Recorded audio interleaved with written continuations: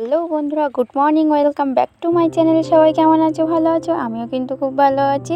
তো দেখো, প্রতিদিনের মতো আজও চলে আসলাম ডেইলি ব্লগ ভিডিও নিয়ে তোমাদের সাথে গল্প করতে।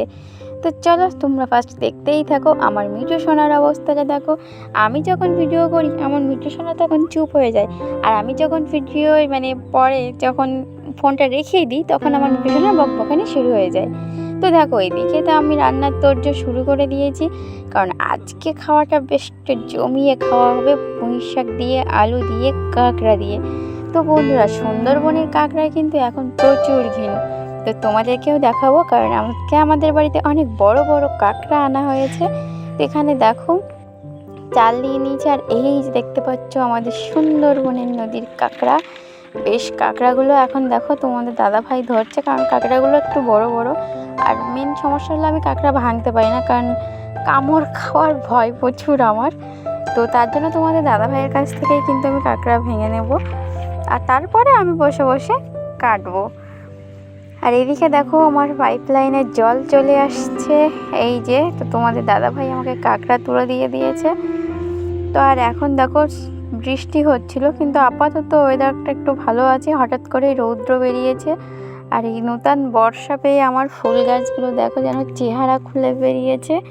খুব সুন্দর ফুল ফুটেছে আজকে গাছে, কিন্তু সকালে সবাই পূজা দেওয়ার জন্য দেখো তুলে নিয়ে গেছে। কারণ পূজা দেওয়ার জন্য সবাই ফুল নিজেই বানাতো, আর কাউকে করা যায় না, ঠাকুরের জন্যই তো ফুল।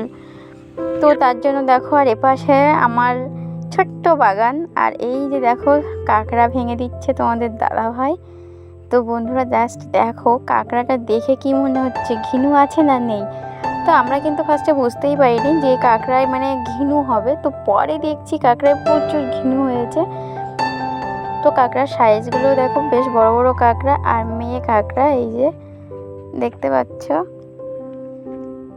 তো বন্ধুরা, সুন্দরবনে এসে যদি সুন্দরবনের কাঁকড়া না খেয়েছো তাহলে কিন্তু একদমই বৃথা, সুন্দরবনে আসাটাই বৃথা হয়ে যাবে।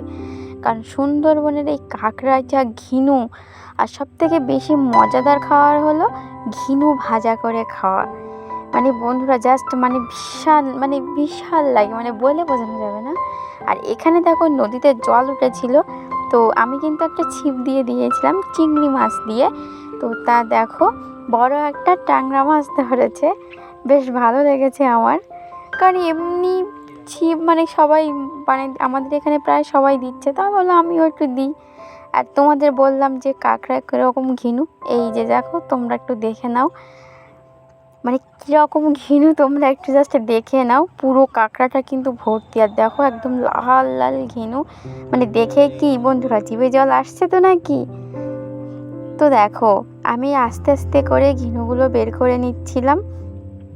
এই যে দেখো, কারণ একটু যদি ওর গায়ে লেগে যায় বা হাতটা যদি চাপ দিয়ে দিই তাহলে কিন্তু ঘিনুগুলো সবটা গলে যাবে। আর ঘিনুগুলো বেশ একটা একসাথে আঠালো মতো হয়ে আছে। তো বন্ধুরা, তোমরা তাহলে দেখতে থাকো, আমি ভিডিওটা আর বেশি বড় করলাম না, এখানেই শেষ করছি।